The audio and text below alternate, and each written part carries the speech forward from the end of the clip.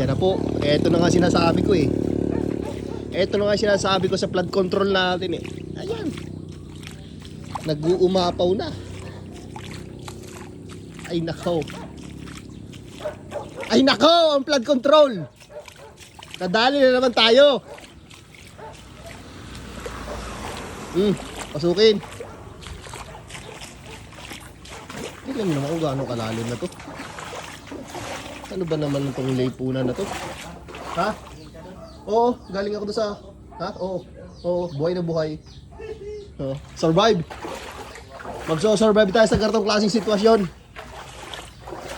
Nakawan ng nakawan. Ay nakaw. Magkape muna.